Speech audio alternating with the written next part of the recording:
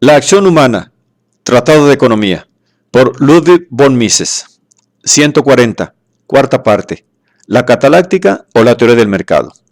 Capítulo 17. El cambio indirecto. 12. Límites a la emisión de medios fiduciarios. La gente emplea los sustitutos monetarios como si fueran dinero, ya que está convencida de que en todo momento y sin gasto alguno podrá canjearlos por dinero efectivo. Denominaremos clientes del banco, banquero o entidad oficial emisora a aquellos que abrigan esa confianza y que por tanto canjean los sustitutos monetarios como si se tratara de dinero. Carece de importancia que el organismo emisor funcione o no de acuerdo con los usos y sistemas generalmente adoptados por el mundo bancario. Las piezas de moneda fraccionaria emitidas por el Tesoro Público, como decíamos, son igualmente sustitutos monetarios, pese a que el erario, por lo general, ni contabiliza su importe como un débito, ni quedan formalmente incrementadas en la correspondiente cuantía las deudas del Estado. Tampoco tiene importancia que el poseedor del sustituto monetario esté o no facultado legalmente para exigir la conversión del mismo en dinero. Lo único que interesa es aclarar si el sustituto monetario puede ser o no canjeado por dinero a la vista y sin gasto alguno. Emitir certificados monetarios es una actividad costosa. Los billetes de banco hay que imprimirlos. Las piezas hay que fundirlas. Es necesario organizar una detallada contabilidad de los depósitos. Las reservas deben guardarse y protegerse. Existe el riesgo de la falsificación de cheques y billetes. Frente a todos estos gastos, no existe más que la pequeña ventaja de que parte de los títulos puede desaparecer y la posibilidad todavía más remota de que algún depositante olvide el depósito constituido. La emisión de certificados monetarios, si no va acompañada del derecho a crear medios fiduciarios, es un negocio ruinoso. Hubo antiguamente bancos que se dedicaban exclusivamente a emitir certificados monetarios, pero los clientes de dichas instituciones pagaban esos costes. Ciertamente, la cataláctica no se interesa por los problemas puramente técnicos que se plantean al banco que no emite medios fiduciarios. Nuestra ciencia se interesa por los certificados monetarios solo por la conexión que existe entre la creación de estos y la emisión de medios fiduciarios. Mientras la cuantía de los certificados monetarios existentes carece de importancia para la cataláctica, el aumento o disminución de la de los medios fiduciarios afecta el poder adquisitivo del dinero, como toda variación de la cantidad de dinero existente influye en aquel. De ahí que el problema referente a si existen o no límites naturales a la creación de medios fiduciarios cobre capital importancia. Cuando la clientela del banco emisor engloba a todos los miembros del sistema económico, los únicos límites trazados a la emisión de medios fiduciarios son los mismos que coartan la creación de dinero propiamente dicho. En efecto, un banco que como única institución emisoria de medios fiduciarios actuara en el ámbito mundial o en un país totalmente aislado del exterior, cuya clientela abarcaría, por tanto, a todas las personas individuales y jurídicas que operaran en esa economía, tendría que atenerse en todo caso a las dos reglas siguientes. Primera, evitar toda actuación que pudiera despertar sospechas entre sus clientes, es decir, entre el público, porque la clientela, tan pronto como perdiera la confianza, exigiría el canje de los billetes emitidos y además retiraría las sumas depositadas. ¿Hasta qué punto podría el banco proseguir la creación de medios fiduciarios sin despertar sospechas en el público? Depende de circunstancias psicológicas. Segunda, los medios fiduciarios deberán ser lanzados al mercado con la moderación y pausa convenientes para que la clientela no comience a pensar que el alza de los precios va a proseguir acelerada e ininterrumpidamente. Pues si llega a tal conocimiento, la gente reducirá sus tesorerías y buscará protección en valores reales, lo cual forzosamente desatará el pánico y la crisis. Ahora bien, este catastrófico final exige el previo desvanecimiento de la confianza del público. Ciertamente, la gente preferirá canjear por dinero los medios fiduciarios antes que emprender la huida hacia valores reales, es decir, antes de lanzarse a comprar locamente cualquier mercancía. Esta pretensión del público pondrá inmediatamente suspensión de pagos a la entidad emisora. Si el gobierno interviene y exonera al banco de la obligación de canjear sus billetes por dinero efectivo y de devolver los depósitos recibidos de acuerdo con las estipulaciones contractuales en su día convenidos, los medios fiduciarios se transforman en dinero crediticio o dinero fiat. El planteamiento del asunto al suspenderse el pago en efectivo, ha cambiado por completo. Ya no estamos ante medios fiduciarios, certificados ni sustitutos dinerarios. El gobierno ha intervenido imponiendo el curso forzoso. El banco pierde toda su independencia. Ya no es más que una herramienta en manos de los políticos, siempre filial del erario público. Pero los problemas más importantes, desde el punto de vista de la cataláctica, de la creación de medios fiduciarios por parte de unos o de varios bancos, actuando en este caso de consumo, cuya clientela comprende a todos los individuos, no son los referentes a los límites en la colocación de medios fiduciarios. Al examen de tales importantes problemas se dedica el capítulo 20, que estudia las relaciones entre la cantidad de dinero y el tipo de interés. Examinemos ahora la cuestión de la coexistencia de múltiples bancos independientes. Al decir independientes, queremos significar que cada uno de ellos crea libremente los medios fiduciarios que considera conveniente, guiándose tan solo por su propio interés, sin ponerse de acuerdo con las otras instituciones. Al hablar de coexistencia, queda implícito que cada una de dichas entidades tiene una clientela limitada que en modo alguno abarca a cuantos operan en el sistema económico. Para simplificar el planteamiento, supondremos que cada persona, ya sea individual o jurídica, es cliente de un solo banco. En nada cambia la conclusión si suponemos que hay clientes de varios bancos y gente que no opera con ninguno de ellos. La cuestión que se plantea no se refiere a si existen o no límites a la capacidad para crear medios fiduciarios por parte de esas entidades independientes. Si esos límites a la emisión de medios fiduciarios los tiene incluso una entidad bancaria única, cuya clientela abarca todo el mercado, es evidente que al menos con las mismas limitaciones deberá tropezar una multiplicidad de bancos que operan independientemente dentro del mismo sistema. Lo que ahora queremos demostrar es que en este segundo supuesto, tales limitaciones son mucho más rigurosas que cuando se trata de un banco único con clientela omnicomprensiva. Suponemos, pues, que hay ya diversos bancos independientes que operan en el sistema económico. Mientras que con anterioridad solo se usaba dinero mercancía, estos bancos han introducido el uso de los sustitutos monetarios, parte de los cuales son medios fiduciarios. Cada uno de ellos tiene sus propios clientes, los cuales han obtenido cierta cantidad de medios fiduciarios que como sustitutos monetarios retienen en caja. Estos medios fiduciarios emitidos por los bancos y absorbidos en las tesorerías de la clientela alteraron en su día la estructura de los precios, variando el poder adquisitivo de la moneda. Pero los efectos de esos cambios hace tiempo que quedaron consumados, de tal forma que en el mercado no influye ya la pasada expansión crediticia. Suponemos, asimismo, que uno de estos bancos se lanza a emitir adicionales medios fiduciarios sin que las demás entidades le sigan. Los clientes del banco que amplía sus operaciones, ya sean clientes antiguos o gente nueva, atraída por la propia expansión crediticia, reciben créditos adicionales que les permiten ampliar sus actividades mercantiles, apareciendo ante el mercado con una nueva demanda de bienes y servicios, lo cual provoca el alza de los precios. Quienes no son clientes de dicho banco no pueden soportar el alza y se ven obligados a restringir sus compras. Se produce, pues, una transferencia de bienes de los no clientes del banco en cuestión a los clientes del mismo. Los clientes compran a los no clientes más de lo que estos venden. Para pagar a los no clientes disponen aquellos de sumas dinerarias supletorias, independientemente de las que por sus ventas reciben de los clientes. Los sustitutos monetarios emitidos por ese banco no sirven para pagar a quienes no son clientes del mismo, ya que estos no conceden a los mismos la condición de sustitutos monetarios.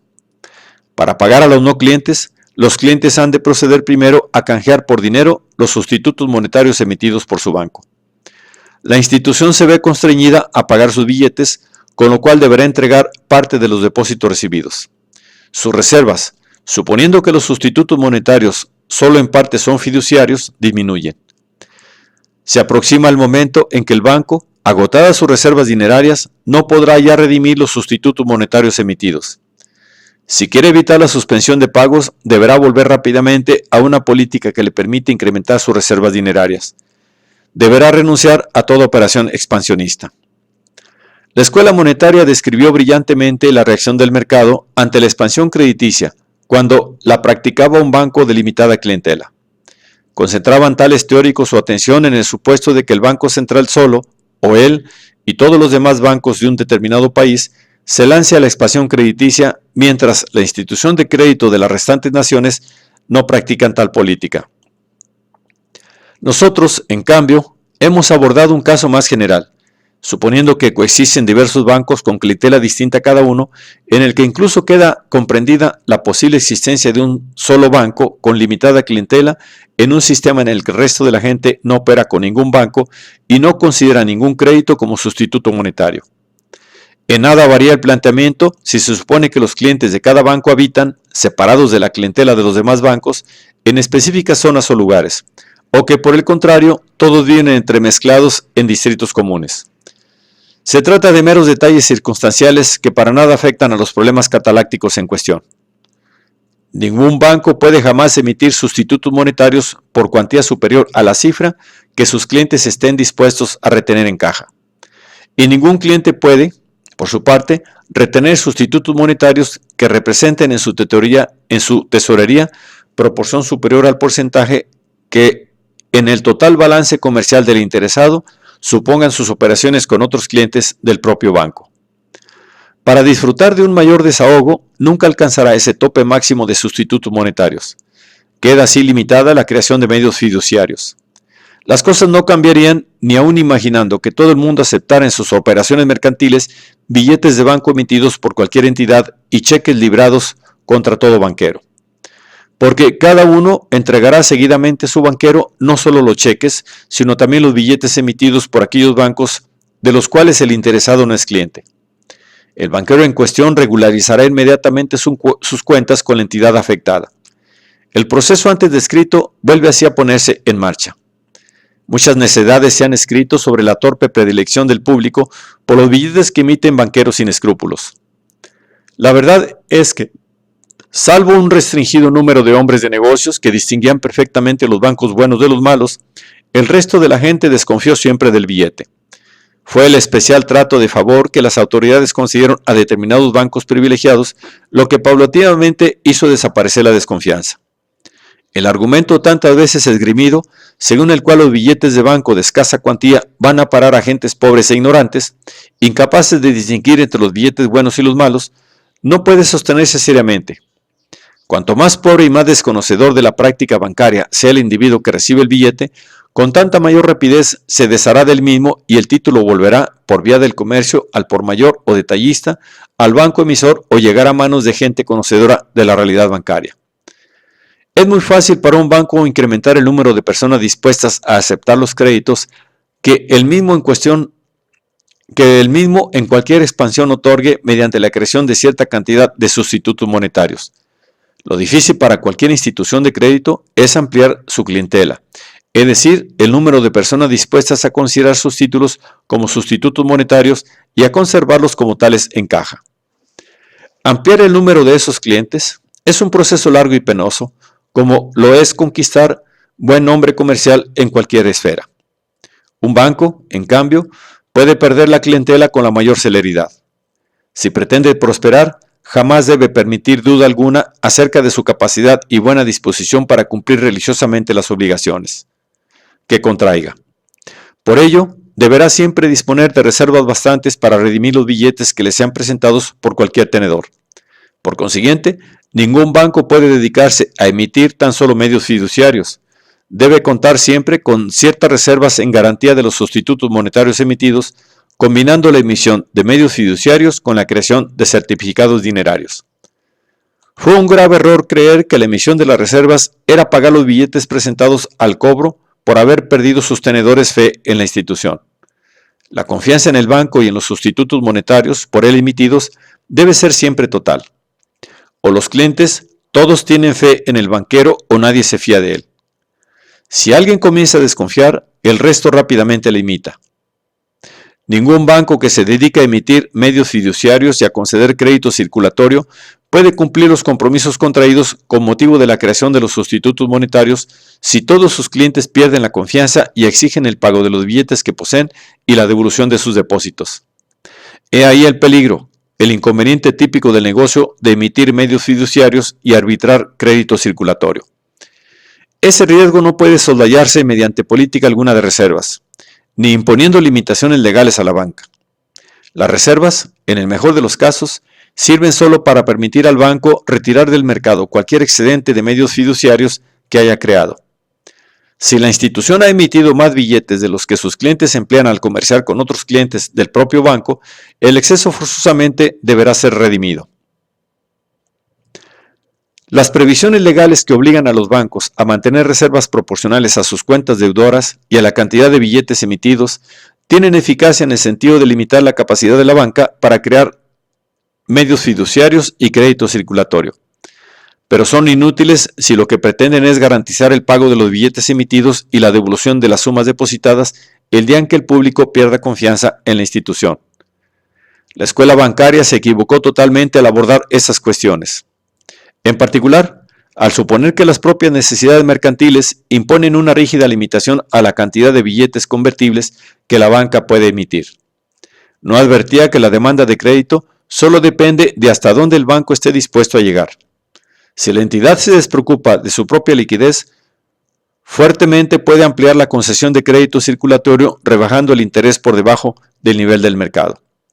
No es cierto que, si los bancos limitasen su actividad prestamista a descontar las letras a corto plazo generadas por la compraventa de primeras materias y productos semiacabados, el crédito máximo que la banca podría conceder sería una suma determinada por la situación mercantil e independiente de la actuación de los banqueros. La cuantía total de créditos concedidos se amplía o restringe, reduciendo o elevando el tipo de descuento. Al rebajar el interés, se incrementan los préstamos que erróneamente se considera son necesarios para atender normales y justas necesidades mercantiles. La escuela monetaria formuló una correcta explicación de la serie de crisis que perturbaron la vida económica inglesa de 1830 a 1850. El Banco de Inglaterra, así como otros bancos y banqueros británicos, hacían expansión crediticia, expansión inexistente o en todo caso de menor grado en aquellos países con los cuales Gran Bretaña comerciaba. Como consecuencia de ello, se producían continuas salidas de oro desde las islas al continente. De nada sirvieron las explicaciones de la escuela bancaria para refutar semejante teoría. Por desgracia, la escuela monetaria se equivocó en dos puntos. En primer lugar, no comprendió que el remedio por ella preconizado, es decir, la prohibición legal de que el valor de los billetes emitidos fuera superior a las reservas efectivamente poseídas por la institución, no era la única solución. Jamás se les ocurrió a aquellos economistas ni siquiera pensar en las posibilidades de la libertad bancaria. El segundo error consistió en no advertir que las cuentas de crédito abiertas por los bancos a sus clientes son también sustitutos monetarios y que son medios fiduciarios en la proporción en que exceden al dinero efectivamente depositado a plazo, por lo que son instrumentos de expansión crediticia de la misma categoría que los billetes del banco. El único mérito de la escuela bancaria fue reconocer que lo que suele llamarse dinero bancario es un sustituto dinerario idéntico al billete de banco. Aparte de eso, la escuela bancaria se equivocó en todo. La idea contradictoria de la neutralidad del dinero cegaba a aquellos teóricos quienes pretendieron refutar la teoría cuantitativa del dinero ingeniando un deus ex machina, los famosos atesoramientos, y se equivocaron totalmente al abordar los problemas del tipo de interés. Conviene subrayar que, si se ha suscitado la necesidad de imponer límites legales a la capacidad bancaria para emitir medios fiduciarios, ello ha sido exclusivamente en razón a que las autoridades privilegiaron a determinados bancos, impidiendo de esta suerte el libre desarrollo a la banca en general. Ese denominado problema bancario no habría aparecido si los gobernantes no hubieran favorecido a ciertas entidades bancarias, librándolas de la obligación que, como en todos los demás individuos o empresas que actúan en la economía de mercado, tienen de cumplir sus compromisos de acuerdo con las condiciones pactadas. Habrían entrado entonces en acción con plena eficiencia los correctivos que limitan la expansión crediticia. La preocupación por su propia solvencia habría inducido a los bancos a proceder con máxima cautela en la creación de medios fiduciarios. Las instituciones que hubieran adoptado una política distinta habrían tenido que suspender pagos y se habría fortalecido la desconfianza y recelo del público, escarmentando en su propia carne. Pero todos los gobiernos europeos y las organizaciones de ellos dependientes adoptaron desde un principio ante la banca una actitud manifiestamente insincera y mendaz. Su pretendida preocupación por el interés nacional, por el público en general y especialmente por las pobres masas ignorantes, no era más que un mero pretexto. Lo que de verdad deseaban era inflación y expansión crediticia, buscaban la expansión y el dinero fácil. Aquellos americanos que en dos distintas ocasiones lograron evitar la creación de un banco central en su país, comprendieron bien los peligros de tales instituciones. Solo es de lamentar que a pesar de todo, no entrevieran que los riesgos contra los cuales combatían se hallan presentes en toda interferencia del gobierno en el mundo bancario. Ni siquiera los más apasionados adoradores del Estado se atreven hoy a negar que en todos los supuestos males de la libertad bancaria, nada son comparados con los desastrosos efectos de las tremendas inflaciones que una banca privilegiada y controlada por el gobierno puede provocar. Es una pura fábula afirmar que los gobernantes intervinieron los bancos para restringir la creación de medios fiduciarios e impedir la expansión crediticia. Lo que en realidad buscaban era la inflación y la expansión crediticia. Privilegiaron a determinados bancos porque querían suprimir las limitaciones que el mercado libre impone a la expansión crediticia o bien trataban de incrementar los ingresos del fisco. La verdad es que, por lo general, las autoridades deseaban ambas cosas a la vez. Creían que la creación de medios fiduciarios es un eficaz mecanismo para rebajar el interés y por ello impulsaron a los bancos a que ampliaran el crédito, convencidos de que así beneficiaban a la economía nacional al tiempo que nutrían las arcas del tesoro.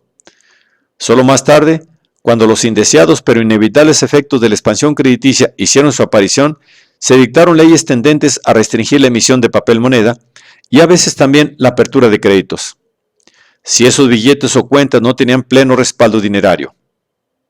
Jamás se contempló siquiera la posibilidad de implantar la libertad bancaria, precisamente porque ésta habría sido un obstáculo demasiado eficaz contra la expansión crediticia.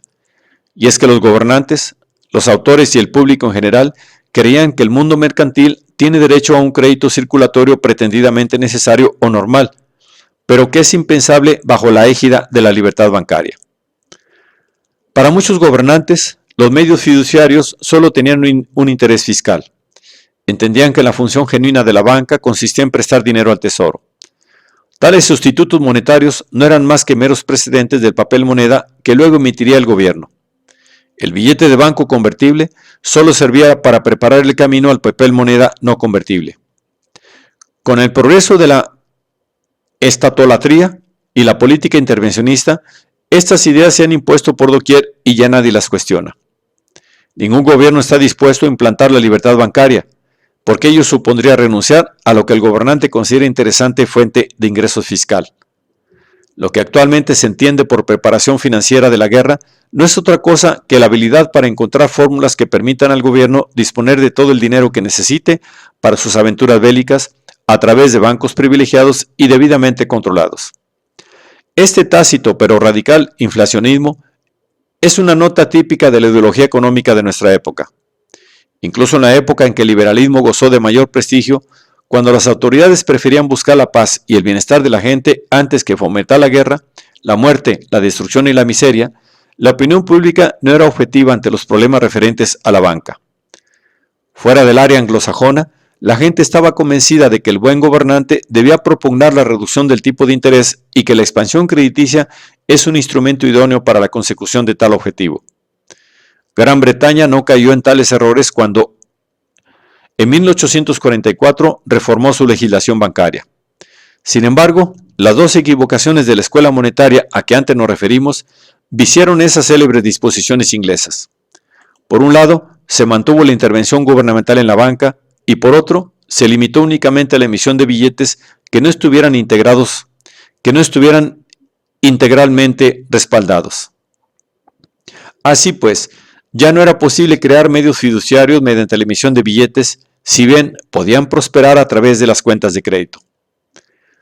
Llevar las ideas de la escuela monetaria a sus últimas consecuencias implicaría prohibir, por mandato legal, a toda entidad la creación de sustitutos monetarios, billetes y créditos a la vista, a no ser que los mismos estuvieran respaldados al 100% por reservas dinerarias. Esta es la idea fundamental en que se basa el plan denominado del 100% elaborado por el profesor Irving Fisher. Pero el profesor Fisher proponía además adoptar un patrón indexado. Ya hemos dicho que tales propuestas son inútiles, pues solo sirven para conceder al gobierno la más amplia autorización para manipular el poder adquisitivo del dinero en consonancia con las apetencias de los más poderosos grupos de presión. Aún aplicando este plan de reservas del 100% sobre la base del patrón oro puro, no serían soslayados por completo los inconvenientes propios de toda interferencia gubernamental en materia bancaria. Lo que se precisa para impedir nuevas expansiones crediticias es someter la banca a las leyes civiles y mercantiles que constriñen a todos a cumplir sus obligaciones a tenor de las estipulaciones contractuales en su día convenidas. Mientras los bancos sigan siendo instituciones privilegiadas que operan amparadas por fueros especiales, siempre podrá el gobierno recurrir a ellos para incrementar sus ingresos fiscales. Así las cosas, solo la administración y el parlamento pueden restringir la creación de medios fiduciarios. Los legisladores tal vez les cercenen durante aquellos periodos que aquellos subjetivamente consideren normales. Pero tales restricciones desaparecerán tan pronto como los gobernantes estimen que concurren circunstancias excepcionales que justifiquen acudir a recursos extraordinarios. Si la administración y el partido político que la ampara desean ampliar el gasto público sin necesidad de poner en entredicho su popularidad incrementando la carga fiscal, jamás dudarán en apelar a situaciones de emergencia. Los políticos, para financiar proyectos por los cuales los contribuyentes no están dispuestos a pagar mayores impuestos, normalmente echan mano del recurso a las máquinas de la fábrica de monedas o al servilismo de aquellos banqueros que desean estar a bien con las autoridades que, en definitiva, imperan sobre sus negocios.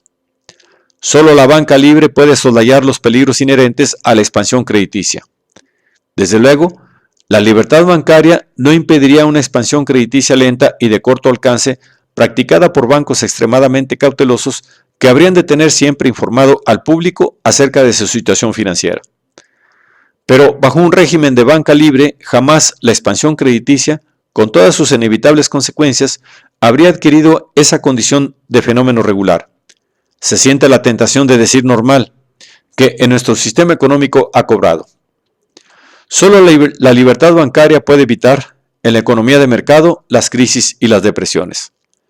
Al reexaminar la historia de los últimos 100 años, resalta con claridad meridiana el golpe mortal que los errores cometidos por el liberalismo en materia bancaria supusieron para la economía de mercado. No había razón alguna que aconsejara abandonar en el terreno bancario el principio de la libre competencia.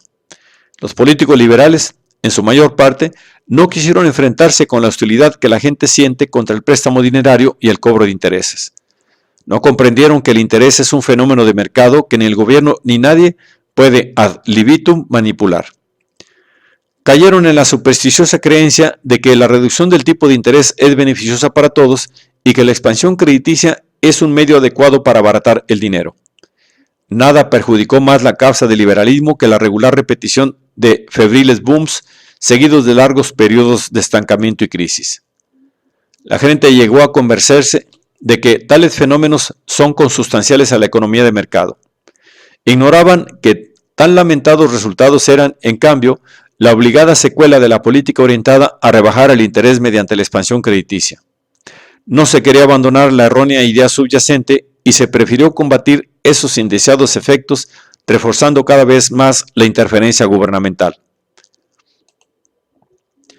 Observaciones sobre la libertad bancaria.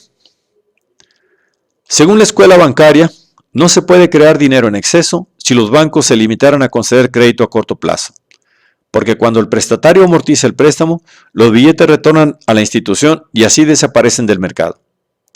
Pero esto sucede solo si el banco limita la cuantía total de créditos a otorgar.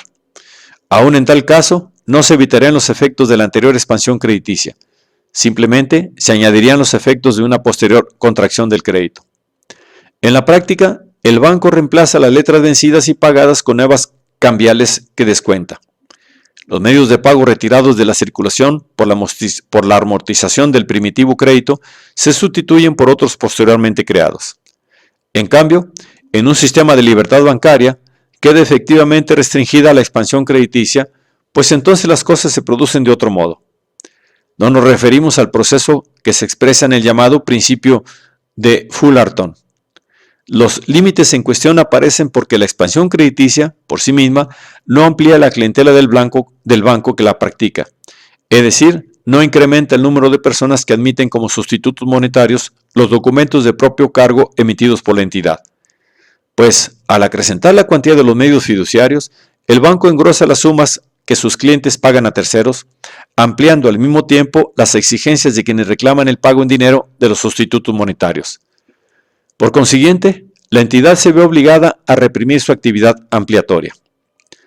Este hecho jamás se ha puesto en duda en el caso de créditos a la vista, contra los cuales el beneficiario puede librar talones.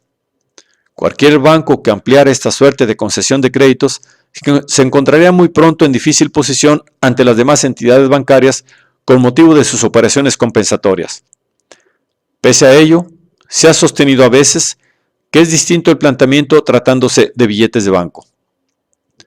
Al abordar los problemas de los sustitutos monetarios, la Cataláctica sienta como premisa que hay un cierto número de personas que los considera créditos dinero, es decir, que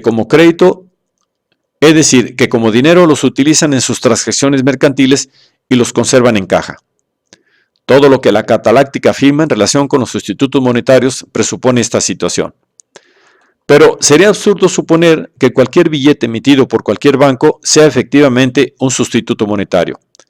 Lo que hace que el billete o documento sea un sustituto monetario es el buen nombre de la entidad emisora. La menor sospecha sobre la capacidad y disposición del banco para pagar a la vista y sin gasto alguno para el tenedor todos y cada uno de los papeles emitidos menoscaba su buen nombre, lo cual priva al billete de su condición de sustituto monetario. Podemos suponer que todo el mundo está dispuesto a admitir como crédito esos dudosos billetes y aún a recibirlos en pago si así se evita el tener que esperar. Pues si surge cualquier duda sobre su condición esencial, no habrá quien no intente desprenderse de los que posea lo más rápidamente posible.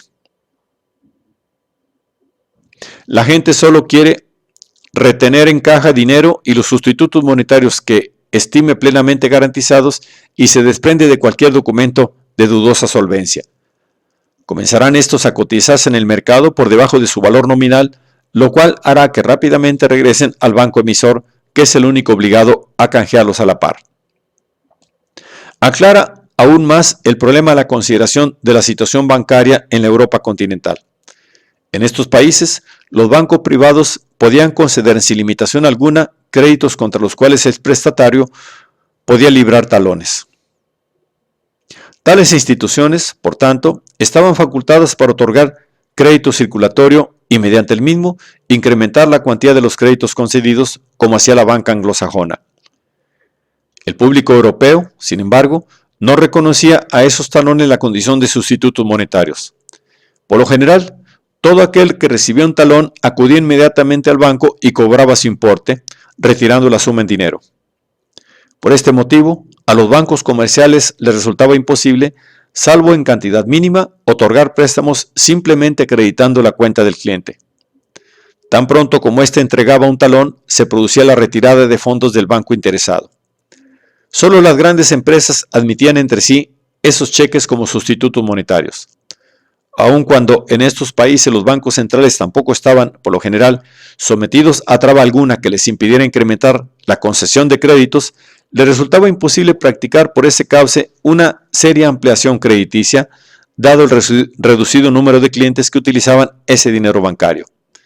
En la práctica, solo a través de los billetes de banco se podía provocar efectivamente el crédito circulatorio y la expansión crediticia. Hacia 1880, el gobierno austríaco pretendió popularizar el uso del dinero talonario, creando un servicio de cuentas contra las que se podía girar talones en la caja postal de ahorros. Los deseos de las autoridades, en cierto grado, se cumplieron.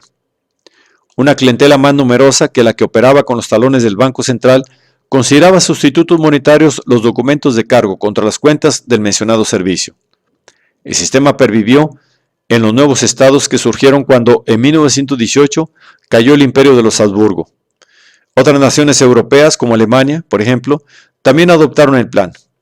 Pero ese dinero bancario era una creación puramente estatal y solo el gobierno se beneficiaba del crédito circulatorio que concedía el sistema. A este respecto, es interesante recordar que la caja postal de ahorros, tanto en Austria como en la mayoría de los demás países que copiaron el sistema, no se denominó nunca banco, sino oficina de depósito. Aparte de esas cuentas postales, en la mayoría de los países no anglosajones, los billetes de banco, y en menor grado también las cuentas del Banco Central de Emisión, fueron el principal instrumento del crédito circulatorio. El problema de la expansión crediticia en esos países se concertó en el billete de banco. Muchos empresarios en Estados Unidos pagan los salarios y aún los jornales librando cheques. Este sistema, en la medida en que los beneficiarios proceden seguidamente a hacer efectivos sus cheques y retiran las correspondientes sumas dinerarias de la cantidad depositaria, no hace más que trasladar al cajero del banco el trabajo material de efectuar los pagos en cuestión. Carece de importancia cataláctica. Si todos los ciudadanos hicieran lo mismo con los cheques recibidos, los depósitos no serían sustitutos monetarios y no podrían emplearse como instrumentos de crédito circulatorio. Solo el hecho de que mucha gente considere los saldos de las cuentas bancarias sustitutos monetarios los convierte en lo que popularmente se entiende por dinero talonario o bancario. Es erróneo suponer que la libertad bancaria facultaría a cualquiera para emitir billetes y así timar a la gente. A este respecto suele invocarse la frase de un americano anónimo citada por Tuck, según la cual banca libre equivale a estafa libre. Más cierto es, en cambio, que la libertad para emitir billetes habría restringido enormemente y aún tal vez hecho desaparecer el billete de banco. Esa era la idea que Cernuschi, el 24 de octubre de 1865, exponía ante la comisión investigadora de la banca francesa en estos términos. En mi opinión, la libertad bancaria provocaría la desaparición en Francia del billete de banco. Aspiro a que cualquiera pueda emitir billetes precisamente para que nadie quiera ya aceptarlos. ¿Acaso algunos opinen que el billete de banco es más práctico y manejable que la moneda metálica y aduzcan razones de comodidad para su implantación? Quizá ello sea cierto, pero en tal caso el público estaría dispuesto a pagar un sobreprecio para evitar los inconvenientes del peso del dinero metálico. Así, en otros tiempos, los billetes emitidos por instituciones de solvencia incuestionable tenían un valor ligeramente superior al de la moneda metálica. Por la misma razón, los cheques de viajero se han impuesto en un círculo bastante amplio, pese a que el banco emisor cobra cierta comisión por ellos. Todo esto, sin embargo, nada tiene que ver con el problema que nos ocupa. En modo alguno justifica las medidas adoptadas para inducir al público a utilizar los billetes de banco. No fue el deseo de evitar inconvenientes a las amas de casa lo que indujo a las autoridades a popularizar el papel moneda. Lo que realmente se perseguía con esa política era rebajar el tipo de interés y hallar una fuente de crédito barato para el tesoro. Aumentando las existencias de medios fiduciarios, querían abogar por el bien común. El billete de banco no es indispensable. Todos los triunfos económicos que el capitalismo ha conseguido los habría logrado igualmente sin su concurso. El dinero talonario puede proporcionar idénticos servicios, y la interferencia del gobierno en los depósitos de la banca comercial no puede justificarse con el hipócrita pretexto de otorgar protección a pobres e ignorantes campesinos y obreros contra la maldad del banquero. Pero alguien podría preguntar, ¿qué sucedería si toda la banca privada se asociara y formara un cartel? ¿No es acaso posible que los bancos se confabulen para emitir sin tasa medios fiduciarios? Tal inquietud es absurda. Mientras la intervención estatal no impida a la gente retirar sus saldos, ningún banco puede permitirse arriesgar su buen nombre asociándolo con el de otras entidades de menor crédito. Conviene recordar que el banco dedicado a crear medios fiduciarios se halla siempre en una postura más o menos precaria. El buen nombre es su prenda más valiosa. Cualquier duda acerca de la seguridad y solvencia de la institución puede llevarla a la suspensión de pagos. Para un banco de buena reputación será una política suicida ligar su nombre al de otras instituciones menos acreditadas. Bajo un régimen de libertad bancaria, la unión de todos los bancos en un cartel implicaría el fin de la banca, lo que evidentemente no beneficiaría a ninguna de las instituciones afectadas. Suele criticarse a los bancos más solventes su conservadurismo y resistencia a ampliar el crédito. Quienes no merecen que se les concedan facilidades financieras consideran viciosa esa actitud conservadora. En realidad es la norma suprema y primordial que debe presidir la actuación bancaria bajo un régimen de libertad. Es extremadamente difícil para nuestros contemporáneos concebir las condiciones de la libertad bancaria, pues la interferencia gubernamental parece hoy tan natural como necesaria. Pero conviene recordar que ese intervencionismo se basa en el error de pensar que la expansión crediticia permite rebajar el tipo de interés y que perjudica solo a unos pocos desalmados capitalistas. Se interfirió la banca precisamente porque los gobernantes sabían que la libertad bancaria limita y restringe la expansión crediticia. Tal vez se hallan en lo cierto los economistas que sostienen que la presente situación del mundo bancario aconseja la intervención estatal. Pero la actual situación de la banca no es fruto del libre funcionamiento de la economía de mercado, sino consecuencia de los esfuerzos de tantos gobiernos deseosos de dar paso a la expansión crediticia en gran escala. Sin la intervención estatal, solo la exigua clase social, que sabe perfectamente distinguir entre bancos solventes e insolventes, haría uso efectivo del billete y del dinero de origen bancario. Habría sido imposible toda expansión crediticia en gran escala. Solo las autoridades son responsables de ese respeto con el que el hombre corriente contempla cualquier pedazo de papel en el cual el Tesoro Público o sus dependencias han impreso la mágica frase de curso legal. La interferencia del gobierno en el mundo bancario estaría justificada si con ella se pretendiera corregir la lamentable situación hoy imperante y se impidiera o restringiera seriamente toda ulterior expansión crediticia. Pero la verdad es que la interferencia gubernamental no busca más que intensificar aún más la expansión del crédito. Tal política está condenada al fracaso.